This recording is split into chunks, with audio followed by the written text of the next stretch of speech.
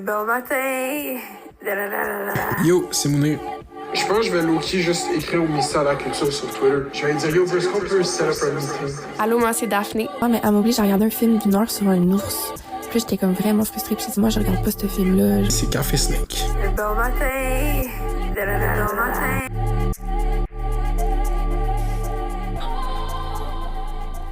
Bonjour. Attends, non, excuse-moi, j'ai gigoté. Bonjour, mon ami.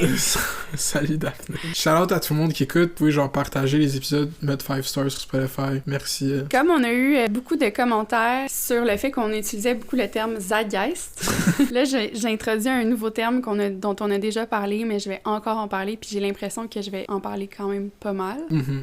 Hyper-réalité. Hyper-réalité. On va revenir à ce débat central sur qu'est-ce qui distingue la réalité de la fiction, dans le fond. Personne ici a lu le livre « Simulacre et simulation » de Baudrillard, mais je viens juste de le commander sur leslibraires.ca. C'est pour ça que je dis que probablement que ça va réapparaître dans la podcast. Puis là, je voulais parler d'hyper-réalité, mais comment ça se manifeste vraiment sur les réseaux sociaux à travers deux artefacts, genre dans le fond, un tweet qu'on va examiner, puis un TikTok. L'hyper-réalité, là, je rappelle, c'est quoi? Ou en tout cas, ce que je comprends de ça, c'est, dans le fond, c'est le monde dans lequel on vit, dans l'hyper-modernité dans laquelle on est. C'est un monde où la ligne entre le réel puis qu'est-ce qui est une simulation, donc le réel, la fiction, elle est pas claire, elle est difficile à tracer, voire même impossible à tracer. Mm-hmm.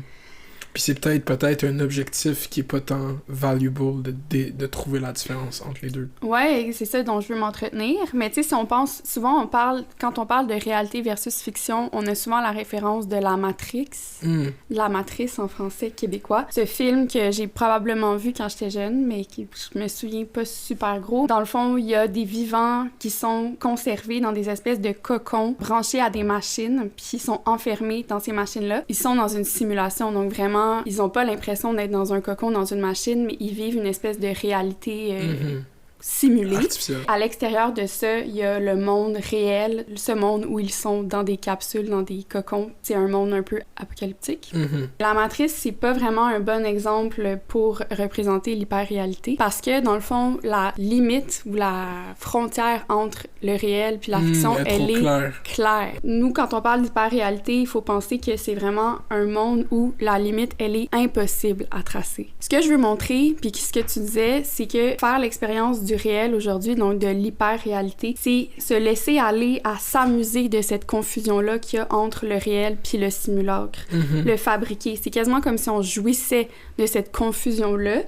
Je pense que un des meilleurs exemples contemporains de ça, c'est les pages de mimes sur Twitter, surtout les mimes de NBA, pour revenir au basket discourse, où est-ce qu'ils vont juste comme poster des full formels, comme si c'était des nouvelles qui breakaient dans le monde de la NBA, mais c'est faux, mais ça peut être vrai. C'est pas comme genre complètement absurde. Puis là, les gens, ils se font avoir avec, c'est comme NBA Centel pour les gens qui, c'est comme tout le monde parle de cet été, comment il a vraiment pogné des joueurs de la NBA qui pensaient qu'ils s'étaient fait échanger. Dans le fond, le monde, il trouve ça juste plus drôle de comme run with it. Mais ça fait partie d'une forme de divertissement, puis ça fait partie d'une attitude de consommation des médias sociaux où il y a cette idée de jouir de cette confusion-là entre la fiction puis la réalité. Puis dans ce cas-ci, justement, quand on pense que c'est ça un peu le paradigme contemporain, et quand on va vraiment lire les commentaires, parce que c'est surtout dans les commentaires que ça se joue, puis c'est ça qu'on va faire aujourd'hui, je trouve que ça souligne encore plus le fait que cette espèce d'obsession, de fact-checking compulsif des médias d'héritage semble un peu déraillé ou à côté de la plaque. L'idée, c'est que ce qu'on veut aussi dans les médias, ou ce qui serait intéressant d'avoir, c'est vraiment des penseurs, des gens qui vont nous dire, ben c'est quoi les particularités du monde dans lequel on vit, comment notre vision du monde est altérée par le paradigme contemporain. En étant dans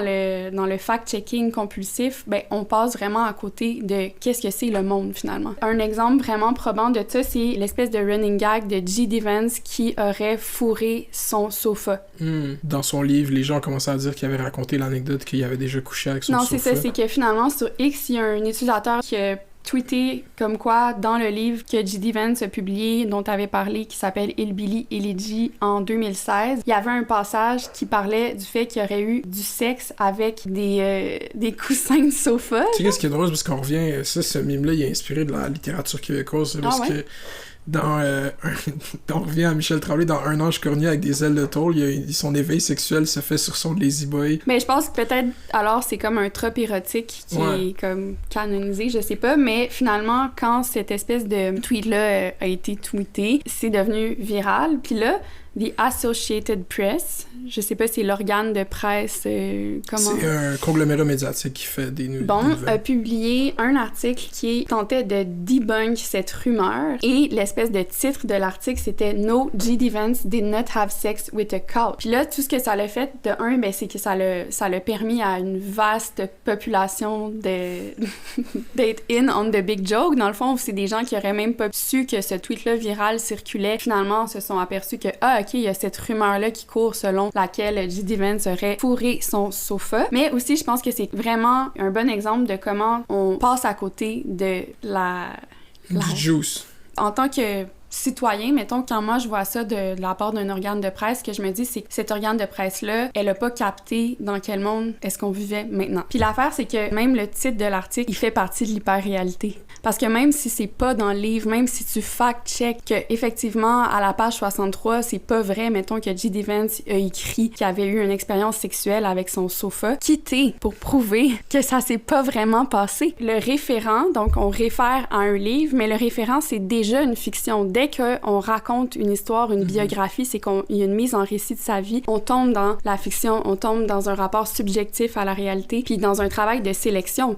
Il y a tellement de choses que tu vas omettre de dire dans ton autobiographie, ou des choses que tu vas au contraire mettre de l'emphase dessus. Comme si j'avais l'impression que ça témoignait d'une forme de naïveté, de candeur ou même d'idéalisme par rapport à notre propre position dans l'écosystème médiatique. Même plus largement, tu sais, comme l'idée qu'on vit dans un monde où on peut justement arriver à des réalités. Des réalités, des faits, des vérités. Tu sais, si tu penses même à l'idée du fait qu'on vit dans une démocratie, ben le système politique démocratique, c'est censé exprimer la volonté d'un peuple. Puis là, en ce moment, tu sais, c'est les élections américaines. À quel point ça exprime vraiment la volonté du peuple, ce spectacle-là dont on est témoin depuis plusieurs semaines. Tu sais, c'est les démocrates versus les républicains. Il y a comme deux choix qui, pour moi, expriment deux formes de statu quo. C'est hyper réel. L'autre chose aussi, c'est, je trouve que, mettons, en politique, on vit dans l'hyper-réalité aussi. Par exemple, quand les démocrates ou quand les libéraux ici au Canada vont appeler pour un cessez-le-feu en Palestine, call for a ceasefire, puis en même temps, font pas d'embargo sur la vente d'armes, ils continuent de donner de l'argent, de vendre des armes, des bombes, ben c'est vraiment difficile de voir, OK, c'est quoi qui est vrai, c'est quoi qui est faux. Parce que littéralement, oui, c'est vrai, tu call for a ceasefire, mais en réalité... Puis je trouve que hier, tu sais, je t'avais dit, je t'avais pas envoyé le clip, mais vraiment le passage du speech de Kamala Harris au DNC sur la Palestine, c'est vraiment comme ça, mais mis en une phrase. Fait qu'en une phrase, elle dit qu'on va toujours être là, puis qu'on va toujours aider Israël à avoir une armée forte, puis en même temps, elle dit qu'il faut arrêter les atrocités à Gaza, puis genre dans une phrase. Ouais. Fait que c'est comme ça fait. Mais je trouve que c'est ça, la politique actuelle en ce moment, le discours des politiciens, c'est vraiment un bon exemple d'hyper-réalité. Puis là, après ça, tu vas dans les médias d'héritage, puis t'as comme des gens sérieux, des analystes politiques qui vont débattre de certaines idées, puis qui vont c'est toute une mise en scène pour qu'on prenne ça au sérieux, puis qu'on a l'impression d'accéder à une vérité, quelque chose de vrai, des faits. Mais tout ça, c'est l'hyper-réel. Dans le sens où la limite entre les faits puis la fiction, elle est vraiment brouillée. Pour reprendre un terme, ou en tout cas un concept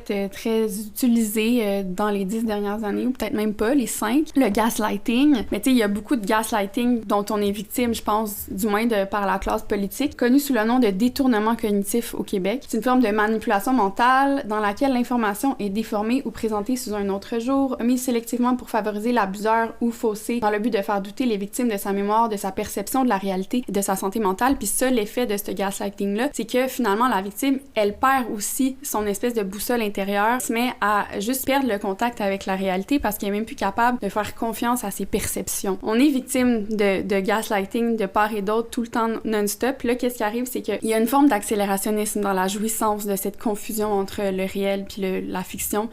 Puis une espèce de, tu sais, tant qu'à faire, tu sais, genre, allons-y pleinement, tu sais, on recommence avec l'accélérationnisme, mais embrassons cette espèce de force. Mais c'était ça, tu sais, la semaine passée dans l'épisode, quand je dis pourquoi croire la vérité quand le mensonge mensonge est plus divertissant. C'est une quote qui revient d'un animateur de radio, Charlemagne, aux États-Unis. Il dit tout le temps ça depuis 10 ans. Mais ça, c'est genre accélérationniste dans l'hyper-réalité. C'est genre, pourquoi même comme essayer de croire qu'il y a une vérité? Genre, juste comme allons dans le plus divertissant possible. Ben, il y a tellement de choses à dire, là. C'est ça, on va sûrement revenir là-dessus. Après ça, je me rappelle aussi qu'il y avait tout eu un débat quand Trump a été élu. Parce que quand Trump faisait campagne en 2016, il disait plein de trucs qui étaient faux. Puis là, ce que les médias faisaient, c'était des fact-checks. Ah, il a dit ça dans le débat, c'était faux. Il a dit ça, non, c'était faux. Mais ça, ça s'est fait appeler des factiness. Fact-checking. Donc, on va juste aller voir les faits puis les checker. Factiness. C'est comme si personne avait prédit que, oh my god, il allait se faire élire. Mais il fallait que tu regardes plus haut à vol d'oiseau. Enlève-toi finalement des faits, genre abandonne les faits puis regarde le truthiness, okay? La vérité qui ne se rattache pas nécessairement aux faits de ci, de ça, d'un discours. C'est quoi? C'est que en Amérique du Nord, les États-Unis, c'est raciste. Si tu t'attaches aux faits, tu passes à côté d'une vérité.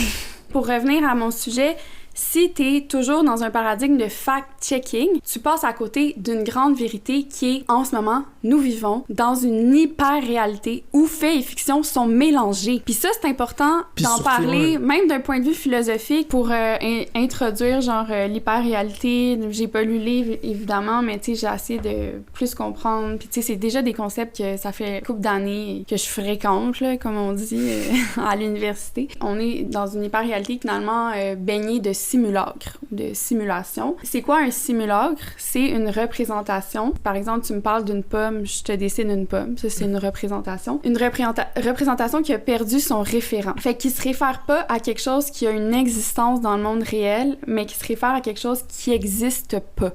OK?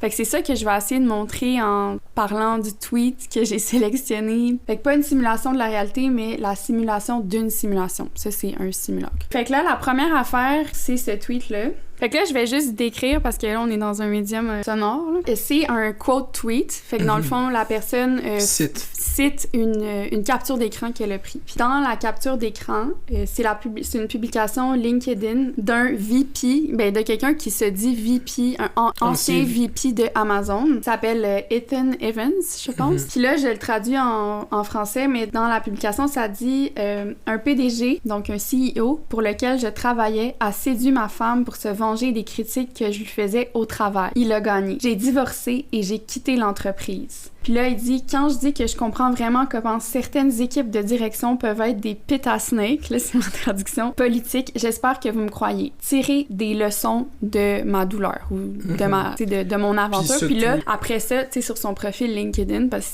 c'est plus long, là, LinkedIn, il dresse comme toutes les leçons que tu pourrais tirer de cette espèce d'événement-là. Fait que le tweet en question va citer cette capture d'écran-là et dit, et là, la personne qui tweet s'appelle Circé, @Vocal Cry. C'est écrit ex-wife here, hello, avec la petite main. To clear the record, his CEO did not seduce me.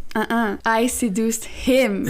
Every moment I had alone with Ethan, le dude, son ex-mari, all he would talk about was his CEO. In the car, at dinner, while making love. Eventually, I knew I had to meet this man for myself. And when I finally did, it was a no-brainer. Fait que là, elle met genre l'émoticône de deux personnes qui tombent en amour. Ethan still spends all of his time talking about his former boss, my now husband, but now he has a big audience and I get his former boss all to myself. Puis là, il y a comme un émoticône de trophée. I generally consider this a win for everybody. I just wish he stopped bringing me into it as well. Fait comme, basically, c'est moi son ex-femme. Pour clarifier les choses, c'est moi qui ai séduit le PDG. En fait, Ethan était complètement loser. Il faisait juste parler de son PDG tout le temps. Fait que là, à un moment donné, je me suis dit, hey, je vais le rencontrer, le bonhomme. On est tombé en amour. Puis là, maintenant, c'est mon mari. Puis j'espère que, finalement, mon ex-mari, Ethan, il va enfin se la fermer. Voici le tweet. Il y a à peu près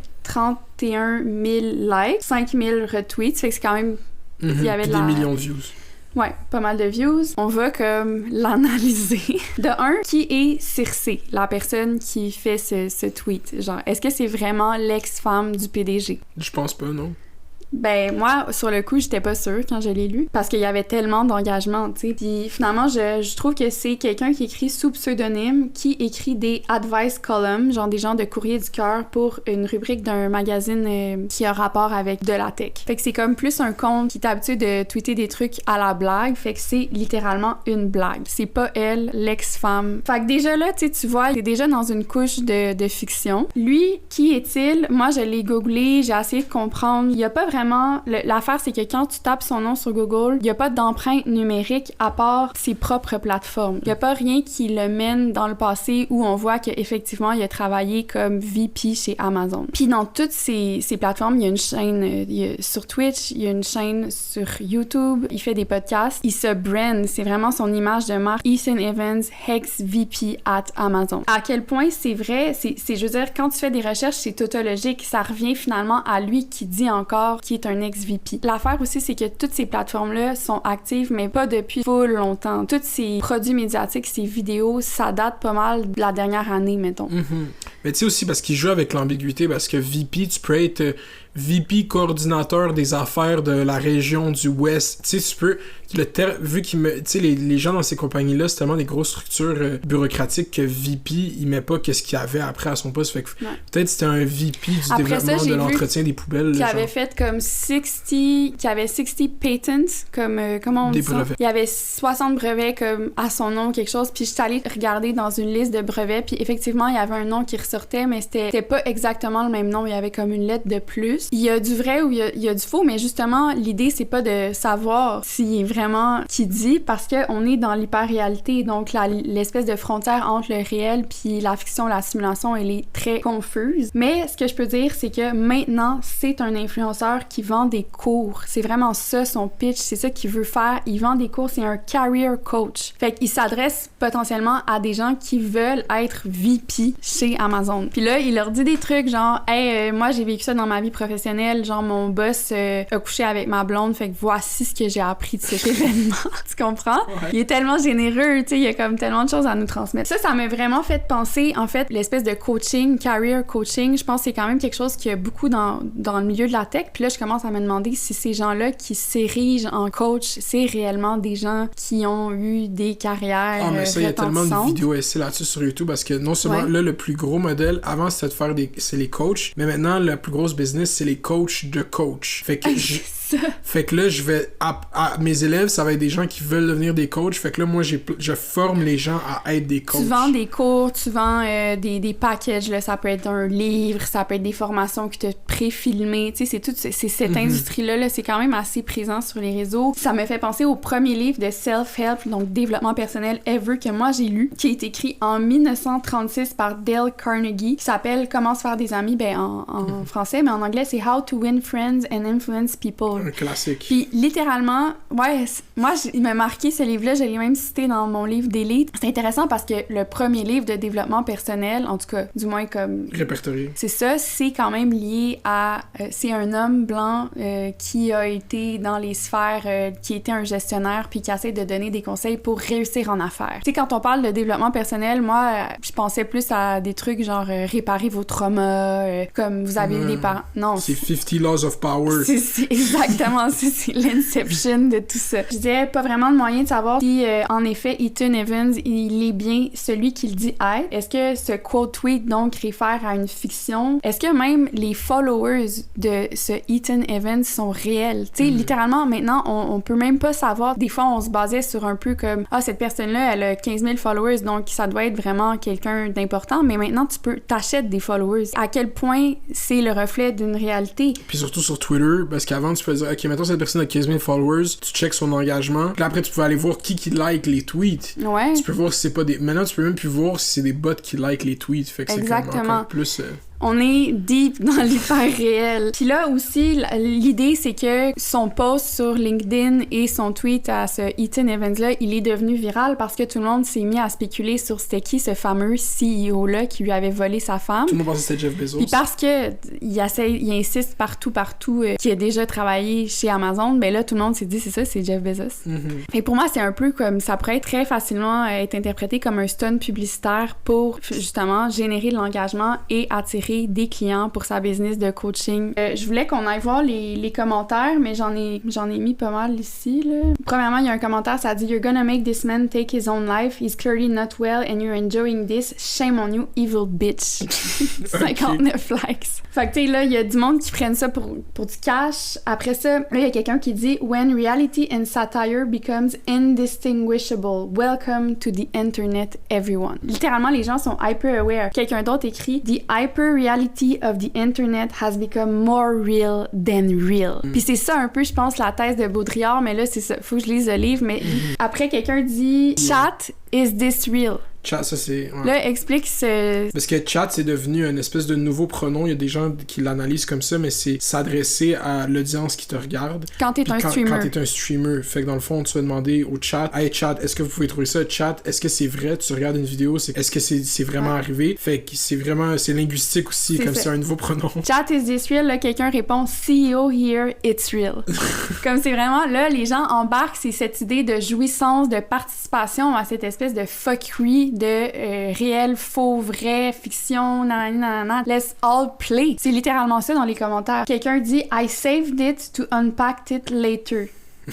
This is TMI? » Too much information. Ouais. Ça, ce que je trouve que ça nous montre, c'est que l'Internet aussi, c'est l'espèce de jouissance que tu peux tirer de cet investissement-là, c'est de faire ta propre enquête, de tomber dans ton propre rabbit hole, puis d'essayer de... Connecter les points et puis trouver... Oui, mais en même temps, en sachant que t'arriveras jamais vraiment à tout savoir. Quasiment comme True Crime Mind. Après, quelqu'un dit « Never deleting this app ». Embarquer à fond dans la jouissance que tout peut être vrai puis faux. Ouais. Ça s'est vraiment popularisé puis genre dispersé dans la culture, je trouve, avant Twitter sur TikTok. Je trouve que c'est bien plus comme ancré dans l'humour Gen Z de early TikTok, puis ça s'est diffusé dans le reste de la culture. Genre 2018, 2019, 2020 TikTok. Donc selon toi, c'est quand même relativement récent. Une espèce de convention non dite que c'est juste tout pas vrai, mais on le fait pour les memes. Après ça, quelqu'un dit « I don't even care if this is satire, it's amazing. » Fait que l'idée, c'est jouissif. « Wow, this story keeps getting both more and less believable at the same time. » Ça, c'est parfait. Après ça, I literally don't know what is parody and what is reality anymore. I'm just endlessly entertained at this point. Fait que l'idée, c'est que le divertissement, c'est justement ça. Là, mon exemple pour expliquer c'est quoi, dans le fond, un simulacre, ça s'en vient. C'est que si tu vas sur sa page, parce que là, elle a tweeté ça hier, littéralement, je dis elle, mais je sais même pas c'est quoi son genre. Là, elle tweet il y a 6 heures une autre capture d'écran d'une espèce de site, potentiellement un média. Le site s'appelle Bent Film Festival et elle dit « Incredible piece of journalism » et là, c'est un article entier qui a été écrit en moins de 2, parce qu'imagine, ça, c'est devenu viral hier. Là, ça a été publié aujourd'hui, donc 23 août. Et le titre de l'article, c'est « Former Amazon VP Ethan Evans' alleged ex-wife Circe respond to his tweet ». C'est un article qui couvre la patente « Former Amazon VP Ethan Evans' alleged ex-wife Circe responds to his tweet ». Elle a dit tout de suite après « I guess Baudrillard was right ». Direct après, c'est ça son tweet. Wow. Puis là, il faut que, pour unpack ce truc, OK, c'est que Bent Film Festival, donc cet article qui est sorti, cet article journalistique, entre guillemets, ben en fait, il vient d'un site internet qui est un site médiatique, Bent Film Festival, qui a rapport à aucun film festival. OK? Puis en fait, c'est un site de content farm, une ferme de contenu, donc content farm où c'est genre le plus d'articles possible qui va générer le plus de clics possible. Puis si on regarde sur le site web, c'est un site qui est managed, donc géré par NCCOR Technology. Et NCCOR Technology, c'est une compagnie de justement ferme de contenu qui est basée au Népal. Wow. Fait que là, ça l'exprime bien, dans le fond, mon idée de c'est quoi un simulacre. C'est vraiment une représentation qui renvoie à quelque chose qui est aussi une représentation. Okay? Je comprends. Son référent, c'est une représentation, puis potentiellement que le référent de cette représentation-là est aussi une représentation. Fait que là, on a affaire à la simulation d'un article. Hein? C'est pas un vrai article, parce que c'est même pas sur un vrai site de médias. Donc, la simulation d'un article qui renvoie à quoi? À la simulation d'un news item, parce que c'est pas un fait d'actualité, qui renvoie à quoi? Un post qui est potentiellement lui aussi une simulation. It goes deep. Ben, ça peut sûrement continuer comme ça, mais c'est juste l'idée de... Ça l'exemplifie bien, bon, justement, ce concept de Baudrillard. Puis je trouve qu'en ce moment, quand je vois dans les commentaires, c'est vraiment ça que je vois, des gens qui sont super conscients de cette espèce de...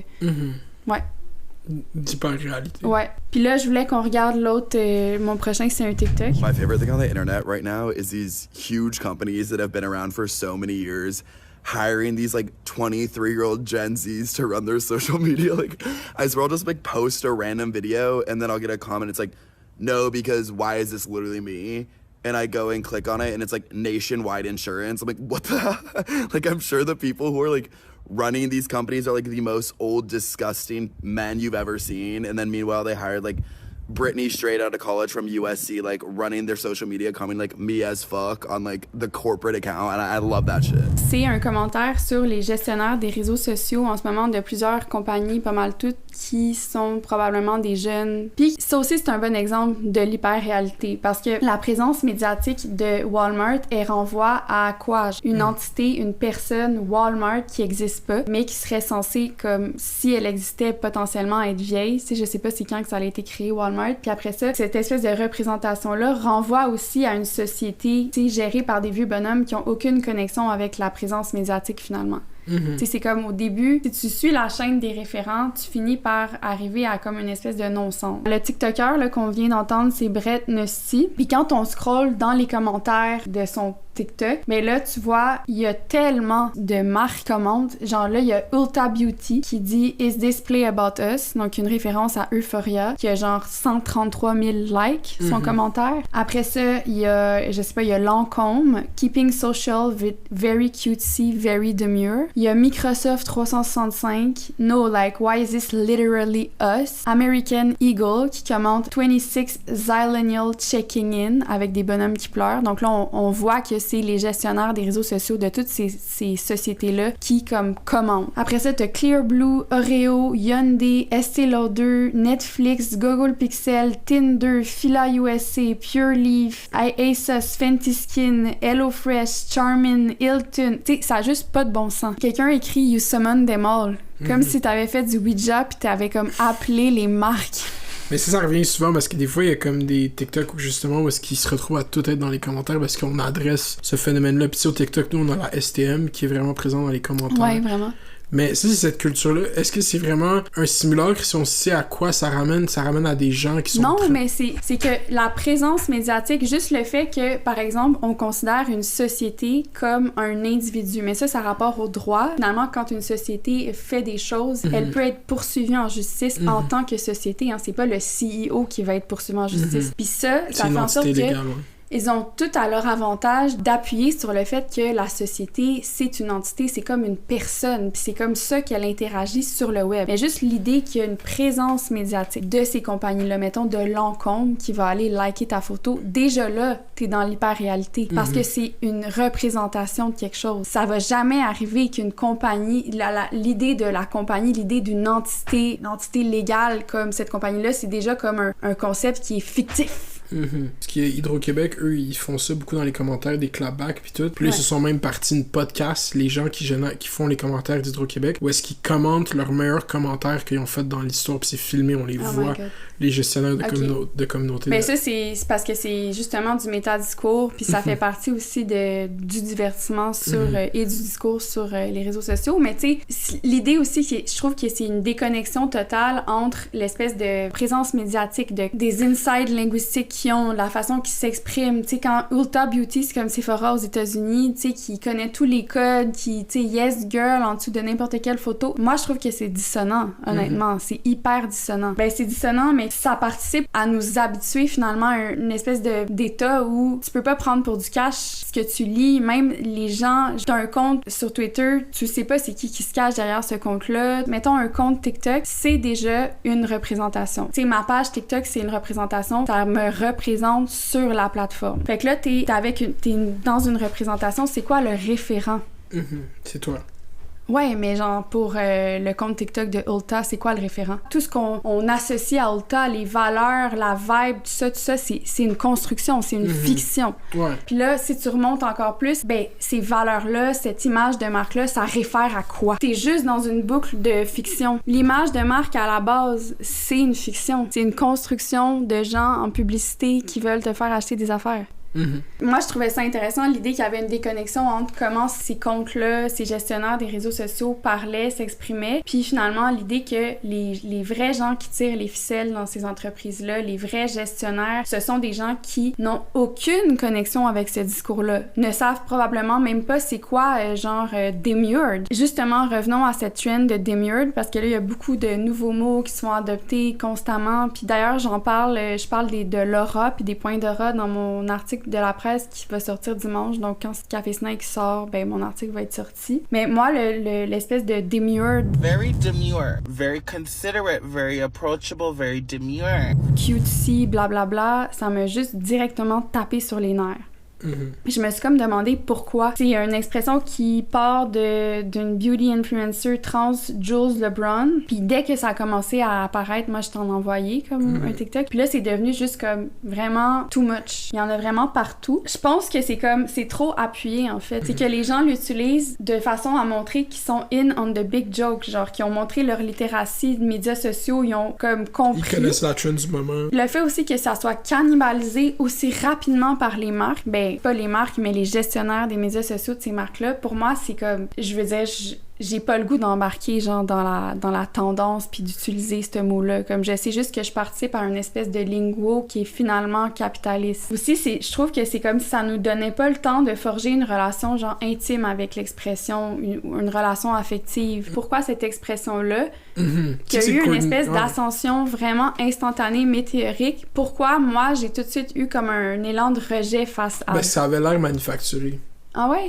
Je pense, vu que c'est arrivé, c'est devenu massif trop rapidement. Tu sais, comme ça a quand même pris 4 mois après la sortie de l'album de Charli XCX pour qu'il en parle à CNN, mettons. Fait qu'il y avait un fond. Genre, il y avait des gens qui étaient about it depuis fucking février l'année passée. Ouais, le Brad Summer, puis je pense que l'espèce de discours, il peut être plus méta, où il y a comme, il y a une couleur, il y a une essence, des valeurs qui sont associées ça à un imaginaire. Une histoire. Mon hypothèse, c'est que ça va pas stick in. Ça va être, c'est vraiment comme l'exemple même d'une tendance qui va et qui vient, alors que ça va pas vraiment ça marque pas comme un tournant au niveau genre médiatique ou numérique. C'est pas associé à quelque chose de significatif.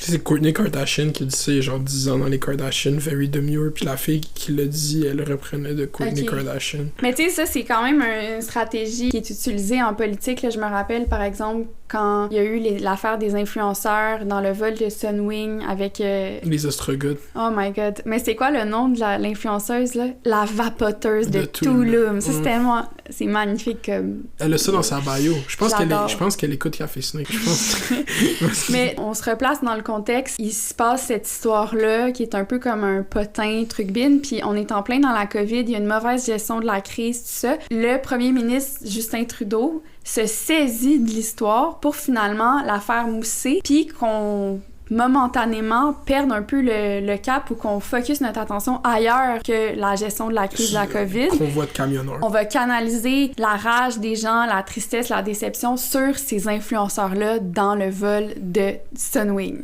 Puis là, il fait une conférence puis il utilise un mot qu'on n'entend pas souvent, ostrogo. Puis ça, je te dis, c'est un cultural hook parce que justement, il sait que c'est pas un mot qu'on utilise, que c'est pas dans un vocabulaire courant. Ça va tout de suite engendrer une réaction, puis bam, direct, c'était partout dans les médias, puis cette expression-là, tu sais, ça a marqué l'imaginaire des gens. Ostrogo. Genius play. Mais Macron fait ça souvent aussi. Ouais. Macron, il utilise tout le temps c'est une stratégie médiatique, je sais pas si ça vient de Justin ou de ses conseillers, justement, en relations publiques, mais moi, quand c'est arrivé, je me suis dit comme, c'est pas un hasard. Tu sais, avec demure, justement, c'est pas un terme qui est employé tant couramment. Puis aussi non plus, je pense que c'est pour ça que ça a eu une espèce d'accroche, c'est un hameçon, tu sais. Puis en fait, le principe de l'hameçon culturel, c'est que pour hameçonner les gens, il faut que tu retiennes leur attention, fait qu'il faut que tu présentes quelque chose de légèrement à côté de la plaque, légèrement uncanny, légèrement weird. Very demure. Ouais. Mais voilà, c'est ça, j'essayais comme d'analyser genre 2 artefacts, mettons, des médias sociaux que j'ai consommés hier, avant-hier. To be continued. To be continued. On va rester tapin dans l'hyper-réalité, qu'il y en a quand même tout le temps partout. En fait, c'est juste l'état constant des choses. Moi, je veux parler, j'ai appelé ce segment DNC, Chapel Roan et notre rapport à la célébrité. C'est ça le titre. Je pense que... C'est quoi DNC? Convention nationale du Parti démocrate, le Democratic National Convention. Puis avant de commencer dans le juice of it, juste une anecdote intéressante qui va être drôle pour les gens. Le chef du Bloc québécois, Yves-François Blanchet, s'est vanté sur Twitter qu'il avait été invité par le Parti démocrate pour assister à la convention du Parti démocrate. C'est vanté sur Twitter. « Hey, je suis invité là-bas, tout le monde, venez. » Genre, on va représenter le Québec comme à la convention du Parti démocrate. Il se présente là-bas le jour 1. Finalement, il arrive pas à avoir accès à la passe, puis il poste qu'il est dans sa chambre d'hôtel, puis qu'il regarde la convention dans un hôtel, puis après, le lendemain, il parle à la radio, puis il admet qu'il s'est pas fait inviter, mais c'est lui qui a écrit pour y aller. Puis là, comme les conservateurs ont repris ça pour faire en sorte que, comme, vous voyez comment c'est un loser, dans le fond, c'est tellement du fan behavior. Fait que là, le lendemain, il réussit à avoir accès à une passe, puis là, il postait genre 1000 photos de lui avec sa passe comme accès VIP, genre. Puis c'est comme un chef de parti politique. Il y a des élections bientôt, comme le Bloc québécois est dans la dérape, puis le chef, c'est genre une joke. Mais c'est quand les élections fédérales? Moi, j'aurais tendance à... Si je fais un guess, tout le monde, je fais un guess, je pense que ça va être en avril. C'est mon guess. Je pense que c'est juste avant l'été, mais pas assez tard pour qu'il resiège, pour que la sermentation se fasse avant l'été. C'est ma théorie. Je pense pas que ça va aller à l'automne l'année prochaine, mais tout dépend des sondages. Fait que revenez à ce clip quand que les élections, ça va être le 22 avril 2025. Juste après le 4-20, Justin il va fumer un joint. Anyways, fait que là, c'était juste ma parenthèse sur François Blanchet, mais pour moi je veux parler aussi, là on va écouter un TikTok, le TikTok de Chapel Roan qui parle de sa relation avec ses fans, puis d'être en public, puis de recevoir de l'attention, puis elle a vécu des histoires de comme harcèlement, de gens qui la suivent, les gens qui... Donc pop star avec une ascension quand même assez spectaculaire, autant que Demure. En l'espace de quelques mois, elle a passé de quelques centaines de milliers d'auditeurs sur Spotify à 40 millions. Elle a fait le spectacle le plus rempli du festival Lollapalooza cet été à Chicago. Donc c'est vraiment comme une ascension fulgurante. Elle est allée sur TikTok pour nous dire que... I need you to answer questions. Just answer my questions for a second. If you saw a random woman on the street, would you yell at her from the car window? Would you harass her in public? Would you go up to a random lady and say, "Can I get a photo with you?" And she's like, "No, what the fuck?" And then you get mad at this random lady? Would you be offended if she says no to your time because she has her own time? Would you stalk her family? Would you follow her around? Would you try to dissect her life and bully her online? This is a lady you don't know. And she doesn't know you at all. Would you assume that she's a good person? Assume she's a bad person? Would you assume everything you read about her online is true? I'm a random bitch. You're a random bitch. Just think about that for a second, okay? Puis je la cite, I'm a normal bitch, you're a normal bitch. Fait qu'elle met de l'avant l'idée que c'est une personne normale. Puis ça, en fait, c'est un discours... Quand elle a sorti ça sur TikTok, là, tout est multiplateforme. Fait que sur Twitter, le discours qui revenait beaucoup, c'est elle est pas built for this. Cette personne-là, elle est pas construite, elle est pas faite pour être une personne célèbre. Mais je pense que les gens oublient aussi que la célébrité, ça l'a beaucoup changé depuis 20 ans, là. Tu sais, je veux dire, moi, à l'époque, je lisais... tu sais, je lis depuis longtemps, ça fait longtemps que j'écris, puis les auteurs que j'aimais, j'avais pas cette opportunité de les direct message sur Instagram, là. La vision du rôle de star d'une artiste, genre, parce que c'est vraiment différent. Elle, c'est une artiste, mais elle a un rôle de star, et en fait, genre, le contraire total de qu'est-ce que J-Lo met de l'avant, genre. C'est comme, je trouve, c'est comme... Mais c'est deux époques tellement différentes. Exact. Ouais. Elle J-Lo qui veut être considérée comme une star, puis elle qui veut être considérée comme une personne normale. Je pense que ce qui énerve le plus Chapel Roan, ça c'est mon interprétation de son message, parce qu'elle mentionne très brièvement que les gens vont aller write qu'elle a été mean. Je pense que... Ah oui, ben c'est la culture qui se développe. Reddit, là, tu sais, tu vas sur Reddit dans les espèces de forums et tout, puis là, tu te dis, oh my god, si j'étais bête une fois au magasin, puis que je deviens célèbre, ben la personne va aller l'écrire dans le forum. C'est ça, c'est que c'est la culture qui qui se développe beaucoup au Québec aussi, de publier sur Internet le fait qu'on a croisé une personnalité publique. Puis comme, by the way, moi j'ai croisé la première fois, genre, comme une auditrice de Café Snake qui a été vraiment gentille. J'espère que j'ai comme pas été bête à l'épicerie. Genre, les réseaux sociaux ont juste brisé le mur entre genre les stars puis les influenceurs puis tout, entre eux. Toi, tu parles des auteurs que tu peux pas aller voir. Ben là, il y en a plus. Mais je pense qu'il y a moins de barrières, mais c'est aussi la plus jeune génération. Tu vois, quand j'étais jeune, il y avait pas de réseaux sociaux, il y avait pas de médias sociaux. J'ai comme un rapport différent avec les gens que j'admire ou que je respecte, mais les plus jeunes générations, ils ont jamais vécu cette espèce de... Fait qu'ils ont... De distance, exact. Ouais, puis ils ont un autre rapport qui est, je trouve, plutôt problématique. C'est ça, c'est parce que on pourrait croire que les artistes qui vont avoir le plus de succès maintenant, c'est les artistes qui vont adopter la stratégie du créateur de contenu. Ça veut dire qu'ils vont traiter ces abonnés numériques comme une communauté de YouTubers, qui s'adressent à eux en parlant, comme Chappell Roan fait, qui vont parler de leurs opinions, qui vont parler de leur vie privée. C'est ça qui va être la recette pour, genre, avoir une communauté engagée. Mais ça, c'est pas gage nécessairement de succès. Parce que, mettons, Beyoncé. Ouais. Beyoncé, elle parle 3 fois par 4 ans, puis c'est quand qu'elle gagne un Grammy. Elle parle jamais. Si Beyoncé s'exprime, en fait, ça va être par l'entremise d'une source leak proche de Beyoncé. Puis là, c'est genre dans un article de Tien. C'est comme ça que Beyoncé s'exprime. Mais pourtant, elle a encore une fanbase. Le problème aussi, là, c'est que ça dépend des enjeux économiques qui sont liés à ton art, mais mettons en écriture, des fois, juste le fait d'avoir un gros following, d'avoir déjà une communauté, ça va t'amener à signer un contrat d'édition.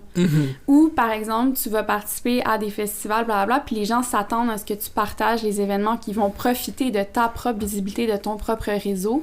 Fait que t'es amené, toi, genre sérieusement, t'as beaucoup de pression maintenant en tant qu'artiste à avoir une présence numérique puis à l'entretenir, cette présence-là. Exact. C'est que moi, je pense que l'affaire, c'est pas nécessairement le gage de succès de faire ça, parce que c'est pas tout le monde qui a ce skill-là. Je pense que qu'est-ce qui est important, c'est pas nécessairement d'être présent, mais d'avoir une stratégie, une intentionnalité, puis une connaissance numérique, de savoir comment créer un aura, littéralement on parle des auras, mais qui va pas... Allez lire mon article dans la presse. Allez lire, on veut comme number one trending dans la presse, qui est intentionnel. Je pense que Chappell Roan, elle, qu'est-ce qui est fait qui est brillant, c'est qu'elle a créé cette idée que elle, son personnage, Chappell Roan, c'est un personnage. Quand elle est pas en costume, quand elle est pas dans des fonctions artistiques, ben c'est pas Chappell Roan. Vous êtes devant moi. Ça, c'est comme une stratégie de quelqu'un qui vient de l'internet, je pense. Puis c'est pour ça qu'elle a fait le brillant move de aller s'exprimer à la caméra en tenant son sel sur TikTok. Ça, en fait, qu'est-ce qu'elle a fait avec ça, c'est qu'elle a genre juste dédouané toutes ses actions pour le futur, parce que prochaine fois que quelqu'un va écrire sur internet, hey, j'ai vu Chappell Roan, elle m'a ignoré, ben tout le monde qui l'aime Chappell Roan va faire, hey, t'es weird de t'aller y parler. Tu comprends? Fait que c'est préventif dans le fond. Peut-être je pense pas qu'il y a autant d'intentionnalité là-dedans, mais genre c'est quelqu'un de très internet sa vie, Chappell Roan, puis genre juste... Mais elle a comme 26 ans. Dans une économie de l'attention, genre le rôle de la personnalité publique est pas mal au centre de tous les aspects de la société. On va avoir le rapper loud qui va faire un rap pour nous dire de nous vacciner, puis on va avoir une publicité où ce qu'un humoriste nous dit de pas boire la fin de semaine. L'attention qu'on donne aux personnalités publiques est utilisée tu peux être utilisé dans tous les aspects de la société. C'est comme notre lever principal pour passer du messaging à la population. Mais tu sais, je peux-tu rajouter quelque chose? Ben oui. Moi, il y avait toute cette histoire au début de l'année, où il y a comme un an, l'été passé, où les chanteurs en show se faisaient lancer des objets. Puis moi, j'ai pensé que c'était peut-être en lien avec le fait que dans les lives, que ça soit sur Twitch, les streamers, whatever, sur TikTok, pour récompenser ton streamer, tu peux lui lancer des cadeaux. Puis ces cadeaux-là, ben, c'est une forme d'interaction que tu as avec la personne que t'admires ou que tu supportes. Puis ça va souvent venir comme s'accrocher à son corps, puis la personne en réponse va venir te remercier, fait que c'est ton petit 5 secondes de gloire, mettons. Puis on est tellement habitué à avoir cette interaction-là, qu'on s'attend à ce qu'on puisse interagir avec la chanteuse ou le chanteur pendant le show. On va faire la même chose. On va leur lancer des objets. Parce que je disais que la présence des personnalités publiques c'est dans tous les aspects de la société. Un des endroits où on l'a le plus vu, c'était dans les 4 derniers jours à la Convention nationale démocrate. À chaque jour, il y avait une nouvelle célébrité qui était sur le grand écran, que ça va des sportifs aux chanteurs, à Pink qui performent, à chaque état qui se fait introduire par une chanson thème de leur état, à des rappeurs qui viennent performer, qui viennent donner des speeches, à Oprah qui vient donner des speeches. C'est intéressant parce que les acteurs ont genre pas mal tout le temps été dans la vie politique. Le rôle institutionnalisé, par exemple, c'est différent. Genre associé à un parti. Genre les artistes, c'est politique. Il y a des artistes qui vont avoir des takes politiques, faire partie de l'institution du Parti démocrate, puis être invité là-bas pour aller parler. C'est comme, je trouve, c'est différent que s'inscrire politiquement. Ben, c'est une instrumentalisation.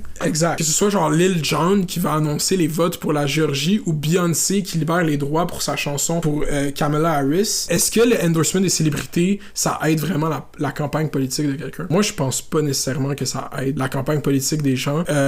Est-ce que le fait que Émile Bilodeau a fait du porte-à-porte avec Gabriel Nadeau-Dubois a changé le vote de quelqu'un? Je pense pas nécessairement. Pour genre l'épisode, j'ai comme lu un paper genre du Ash Center of Democratic Governance and Innovation du Harvard Kennedy School. Celebrities Strengthening Our Culture of Democracy, a study on the impact of celebrity engagement on civic participation. Puis dans cet article, dans ce paper, whatever, elle va genre juste nommer tous les exemples où est-ce que des célébrités se sont impliquées, pas toutes, mais elle va faire un case study elle va en utiliser plusieurs case studies pour voir comme l'implication puis leur impact, puis elle part au Civil Rights Movement où est-ce que genre du monde comme Jackie Robinson, Frank Sinatra, Aretha Franklin, Nina Simone se sont aidés à genre rassembler les troupes puis à ramasser de l'argent. Ça c'est comme du organizing. Ça c'est quelque chose qui a un impact direct dans utiliser le rôle de la célébrité. Un peu comme les influenceurs qui ont fait comme un gros stream pour ramasser des fonds pour la Palestine. Exact, Creators for Palestine. Ouais.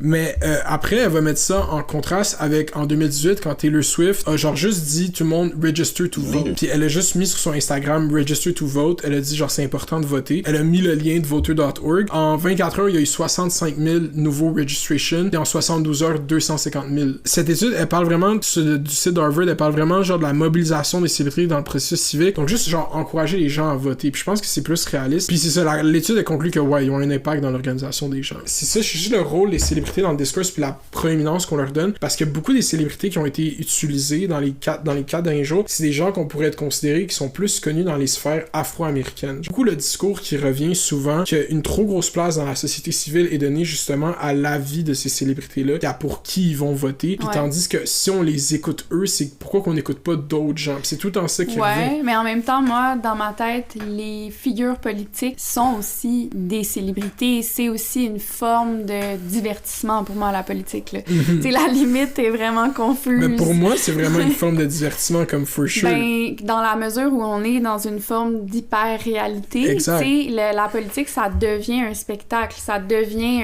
tu sais, comme je te disais, l'idée de démocratie. On nous fait croire que, bon, on a une forme de pouvoir souverain sur les décisions qui sont prises, mais c'est pas vrai. Juste au Québec, comme il est pas proportionnel, le vote, est-ce que véritablement c'est la volonté du peuple qui s'exprime lors des élections? J'en doute. Ben, c'est ça. Une autre chose qu'elle disait dans son paper, Ashley Spillen, qui a écrit le paper, qu'une des fonctions que les célébrités parlent de politique, comment ça a été utilisé, c'est justement de rapprocher les électeurs de la politique en voyant une personne care à propos de voter. Ça leur fait croire que eux aussi, leur vote a un impact. C'est genre une personnification de l'importance du vote. Parce que si cette personne croit que c'est important de voter, ben, ça veut dire que la démocratie, elle fonctionne. Genre, elle sert à quelque chose. Moi, juste pour revenir à cette idée-là, cette idée-là, en fait, sur les célébrités, leur rôle dans la communauté afro-américaine, ça vient, quote famous, genre de Malcolm X, puis là, je vais la faire jouer en anglais, mais comme je peux la traduire. These leaders that they call leaders, this included Lena Horne, this included Dick Gregory, and this included comedians, comics, trumpet players, baseball players.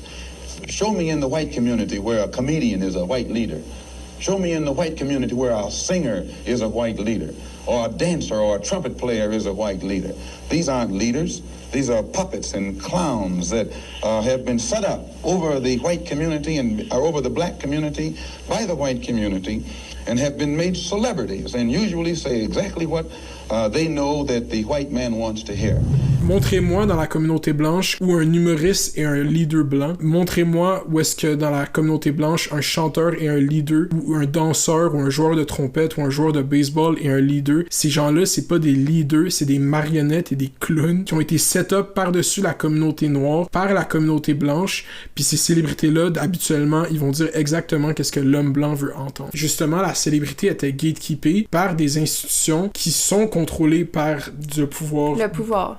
Fait que, dans le fond... La suprématie blanche. Exact. Ce sentiment-là, il va... Quand des Oprah va aller parler, ou quand Stephen Curry hier a parlé, c'est le joueur qui a fait gagner les États-Unis aux Olympiques de basket, quand lui on va ressortir cette quote de Malcolm X pour faire comme pourquoi c'est à eux qu'on donne de l'importance dans notre société, pourquoi c'est à l'opinion de Steph Curry. Puis je prends cet exemple de la communauté afro-américaine parce que c'est dans le fond à la base de la culture populaire américaine, il y a la culture afro-américaine. Donc le fait que c'est la stratégie de mobilisation des célébrités du Parti démocrate passe par cette culture, c'est encore d'actualité la quote de Malcolm X parce que les conditions en fait, ils sont encore présentes. Oui, la position des joueurs de basket ou des célébrités est importante parce qu'ils ont une responsabilité qui est encore importante, mais je pense que qu'est-ce que je pense remarquer, c'est le rapport à ça est vraiment plus critique. Quand Megan Thee Stallion performe avec Camela ou quand Quavo performe, moi qu'est-ce que je vois dans le discours, c'est beaucoup de gens qui disent quoi, c'est avec ça que vous voulez gagner mon vote. Mais après, moi je pense que c'est cette course à trouver des célébrités, puis quand les républicains le font, dans le sens on peut comparer les deux en ce moment, Trump qui dans les 3 dernières semaines a complètement embrace un côté de l'internet qui strive depuis des années. Il a fait un stream avec Aiden Ross, il a fait une podcast avec Theo là Von. on a parlé des internet c'est durant notre premier épisode, je pense. Donc c'est une sphère de l'internet qu'on associe à un produit de nicotine, des petites pouches de nicotine, puis ça il est allé dans les internet. Complètement. Okay. Il est allé faire un stream avec le streamer Aiden Ross qui est banni de Twitch. Il est allé faire une podcast avec Theo Von. Theo Von, je le catégoriserais pas comme de droite ou de gauche, mais comme il a fait une podcast avec Bernie Sanders la semaine passée, là. Il parlait de théorie marxiste avec Bernie Sanders, il est pas... C'est-tu la première fois que Trump intègre le milieu du streaming? Le stream de Aiden Ross, ouais, c'était la première fois qu'il faisait un stream. Mais plus, tu sais, qu'il va se mêler aux streamers, donner des entrevues, tu sais, c'était ça en 2016? Ou... Non, il a pas fait de stream. La campagne de Trump, quand ils font ça, quand des célébrités décident d'assister Trump, il y a pas ce pushback des fans de Trump, comme, mettons, quand Shade Room a posté Stephen Curry qui endorse Kamala Harris, tous les commentaires étaient comme, pourquoi qu'il get politique? Moi, je veux pas que Steph Curry devienne politique. Le joueur de basket. Mais quand Trump, il va dans le stream à Aiden Ross, les fans de Trump adorent ça, puis sont tellement contents que Trump ait accès à ces plateformes-là. Fait qu'il y a comme une différence dans comme le rapport qu'on a à la célébrité à gauche puis à droite. Mais je pense qu'à gauche aussi, à gauche, du côté on va mettre des gros guillemets, il y a quand même cette critique interne de la position du parti sur plein de dossiers, notamment la Palestine. Fait qu'en ce moment même des gens qui vont voter démocrate ou des gens qui ont déjà voté démocrate dans le passé qui voteront pas, ils sont très très critiques de ce parti. Fait qu'il y a comme une répulsion à s'associer à eux. C'est juste comme, tu sais, il y a ce discours-là de lesser of two evils. Donc, deux diables, c'est quel qui est le moins dangereux. On veut pas voir nos idoles, nos stars, nos chanteurs préférés se faire instrumentaliser par un parti politique. Qu'est-ce que je veux dire, c'est dans le rapport qu'on a qu'ils ont, en fait, parce que je suis pas américain, là, mais le rapport que j'observe avec comment qu'on parle des célébrités, tu sais, avec la quote de Malcolm X, comment la communauté afro, la culture, genre, ils sentent qu'ils se font prendre pour des caves. Pourquoi vous voulez que, parce que mon joueur de basket préféré vote pour Kamala Harris, vous voulez que moi je vote pour Kamala Harris? Ils se font pas prendre au sérieux dans le sens que ils se préféraient parler de réduire la brutalité policière, augmenter leurs conditions matérielles, au lieu de faire comme, regarde, Steph Curry vote pour moi, genre, fait que vote pour moi. Je pense que c'est plus ça comme le discours de fond sur la critique de mettre les célébrités de l'avant. C'est comme tout ce que tu as à offrir dans le fond, c'est que Oprah est allé faire un speech. C'est ça? Ouais. Fait que, tandis que avec Trump, c'est juste, on veut juste gagner, tu sais. Fait comme, welcome to the train, Aiden Ross. On s'en fout un peu des policies Trump, on aime juste le aura de Trump. Aura qu'il perd. En ce moment, si vous voulez comme vous intéresser vraiment à la campagne américaine, allez lire il y a des articles, il y a un article qui est sorti dans le WAPO, je sais pas, dans le Washington Post, sur genre les Groyper Wars, qui a été déclenché par un réactionnaire de droite, d'extrême droite, même Nick Fuentes, c'est genre littéralement un néo-nazi, qui est comme fâché contre la campagne de Trump, puis qui a envoyé son armée numérique. Il dit qu'il va ruiner les campagnes locales du Parti républicain, puis organiser ses fans, puis ça a mené au fait que Trump a littéralement renvoyé ses 2 directeurs de campagne, puis a engagé les directeurs de campagne qu'il y avait en 2016 parce qu'il lui disait de pas go personal sur Kamala Harris. Puis il y a 2 jours, Trump a fait un speech où il a dit il me dit de pas être personnel, j'ai le droit de faire des attaques personnelles, je trouve que je suis plus beau que Kamala Harris. OK. Fait que ça, c'est Trump. Mais je pense que Trump, il l'a pu, hein. Puis je trouve que le DNC a vraiment misé beaucoup la convention sur les influenceurs. Il y avait beaucoup d'accommodations pour les influenceurs. Il y avait Hasanabi qui était là-bas, qui a streamé les 3 premiers jours. Ils l'ont comme soudainement mis dehors de la convention du moment qu'il a fait un tweet comparant la convention nationale du Parti démocrate à Israël parce qu'ils ont laissé parler des victimes du 7 octobre, mais ils ont interdit à des familles de Palestiniens d'aller parler. Il a dit ça sur Twitter, puis comme 2 heures plus tard, il s'est fait mettre dehors pendant qu'il se faisait interviewer par le New York Times, littéralement. Puis tu vois le journaliste du New York Times... Hasanabi, qui est un commentateur politique, un streamer qui est... C'est très suivi, là, je sais pas combien de millions de personnes qui le suivent. Là, je vais revenir, c'est la fin, genre. Okay. Fait que pour revenir à Chapel Roan... Ben parce que j'appelle ça notre rapport à la célébrité parce que je trouve ça intéressant comme l'idée de Chapel Roan de dire que genre c'est une personne normale. Mais je trouve que faire comme « Ah, les stars, c'est des personnes normales aussi », ça les déconnecte de plein de choses, dans le sens que je trouve que c'est en contradiction un peu avec le block-out qu'il y a eu justement avec le Met Gala, parce que si c'est des personnes normales, ben on peut pas les keep accountable pour rien, dans le sens que... Pourquoi... T'as raison, mais moi j'ai vu un TikTok de Cœur de pirate. Puis je pense qu'elle explique que peut-être l'idée aussi, c'est que la montée de la célébrité de Chapel Roan, puis sa montée en popularité qui a été extrêmement rapide, ça l'expliquerait peut-être qu'elle n'a pas nécessairement les sous que des stars bien établies ont. Exact. Elle n'a pas l'équipe de sécurité que des stars établies ont. C'est vraiment quelque chose qui s'est passé comme ça, puis on sait pas exactement c'est quoi son contexte à la fille en ce moment. Mais moi, c'est même pas... C'est 2 aspects différents de son discours. Sur le fait de... dans la vraie vie, comment les gens interagissent avec elle, c'est une chose, mais le fait de dire que c'est une personne normale, ça apporte beaucoup de poids. C'est comme, je suis pas une star, moi je suis juste une personne... Mais je pense qu'elle aurait dû dire humaine, puis là on aurait compris, tu sais. Moi aussi je suis d'accord là-dessus, sur ça. Ce que je veux dire, c'est que notre rapport à la célébrité est comme exploité de plein de façons, tant par les politiciens que par les gens qui emploient ces célébrités-là, les gens qui font de l'argent sur leur dos, qui est plus deep que genre je suis juste une personne normale. Puis oui, je comprends qu'elle veut dire que je suis une humaine, mais je pense que ça va être réinstrumental. Je pense que le fait qu'elle ait planté cette seed dans le zeitgeist que c'est une personne normale, je pense que ça va être comme réutilisé par des gens qui vont faire comme tu veux que je me positionne publiquement pour ça, tu sais pas ce que je fais dans ma vie privée. Hey, moi je suis une personne comme toi, pourquoi je te dois quelque chose? Genre je te dis, ça va comme... Elle a planté une graine, puis... C'est à observer. Le discours va évoluer, c'est sûr, on va monitorer ça. Mais moi, je trouvais ça intéressant, puis ça me faisait du bien parce que, tu sais, à plus petite échelle, dans un écosystème culturel assez petit au Québec, moi, je trouve qu'on en demande beaucoup aux gens qui ont une certaine visibilité, puis c'est déjà dur de vivre avec cette visibilité-là. Je pense pas que les stars qui fabriquent des produits culturels, là, qui font de l'art, ils doivent quelque chose. Aux gens qui les écoutent, qui les aiment, qui les lisent. Dans ma tête de poète, on ne doit rien à personne. Puis ça, c'est comme en contradiction avec comme le modèle du créateur de contenu, dans le sens que moi, d'une certaine façon, je trouve quand même que les gens qui ont pris la décision de cliquer sur mes vidéos, pas je leur dois quelque chose, mais je suis quand même reconnaissant. Ouais. Puis si je croise quelqu'un dans la rue, je suis quand même comme yo, merci. Je pense que genre c'est la première chose que j'ai envie de dire. Ben c'est un autre paradigme. Je sais pas, j'ai tout fait ce long segment parce que je voulais comme mettre ces 2 choses en relation. Je pense qu'il y a quand même de quoi à trouver. Trouvez-le les gens qui écoutent. Mais... Ouais, intéressant. Mais c'était ça. Je pense que le titre de l'épisode, c'est Analyse décousue de l'hyper-réel. Bisous! Bye tout le monde. Et la musique, c'est Azlo, A-Z-L-O. H-O-T-T. Non. Puis ouais, allez écouter sur Spotify, sur SoundCloud. Et à la prochaine. Bye!